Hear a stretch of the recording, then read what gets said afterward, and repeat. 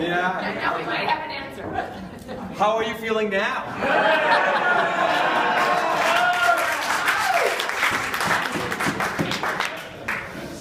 Very good. And it is a very important question. It is a very important question because you're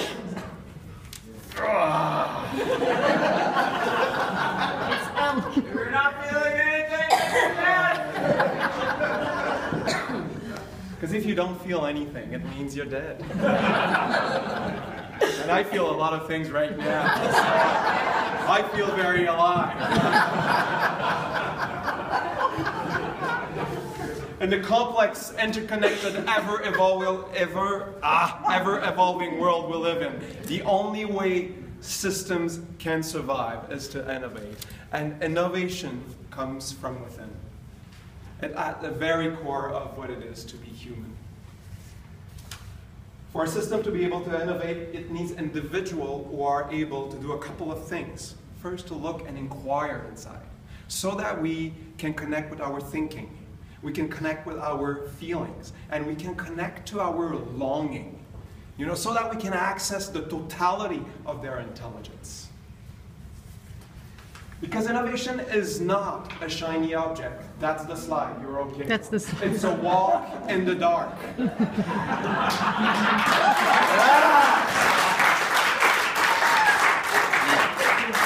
do have to let go of the belief that keeps us in our comfort zone.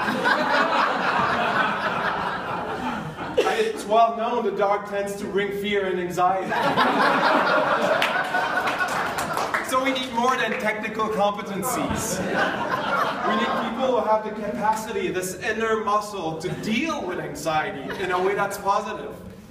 Let's name 3 specific inner muscles. The first one is inner confidence, self-confidence, not super ego inflated, but a self-esteem where I'm okay to say I'm wrong and I don't feel diminished. I can say you're better at it than I am. And I'm okay with it. We need empathy, this ability to be sensitive to others, to their feelings, to their concern, without feeling threatened by it or taking it personally. And the third inner muscle is this capacity to stand in the fire of intense emotion, so that our preconceived positions, preferences, ideas can melt, so that we can connect with more outrageous, creative, crazy solutions. How are you feeling now? A lot better. Really? Breathe in. Breathe out. Your breath is your way in to connect with your feelings and your body. Feelings are just informations. It's informations about who you are in the moment. It's not a problem to be solved. It's not a sign of inadequacy or a thing to be managed. It's a wave that goes through our body that needs our curious attention. A lot of people avoid feeling anything because it's been dangerous to feel anything. Feeling fear means being weak. Feeling anger means being violent. Feeling sadness means making a big deal out of nothing. Feeling joy means being hysterical. That creates a wall between what we think and what we feel. And it diminishes our ability to innovate, to be creative. Is it possible to develop such interconnection? Is it possible? I say yes, and we need a couple of conditions to do that. 3, the first one, in our organization, leaders must go first. They must show vulnerability first.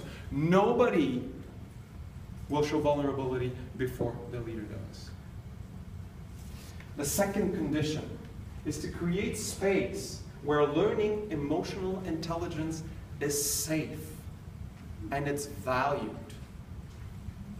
It could be workshops, it could be team activities where simply we can tell what's going on for me in a safe environment. The third condition is to design structure and processes where there is space for conflict. You breathe, you're human, you have conflict.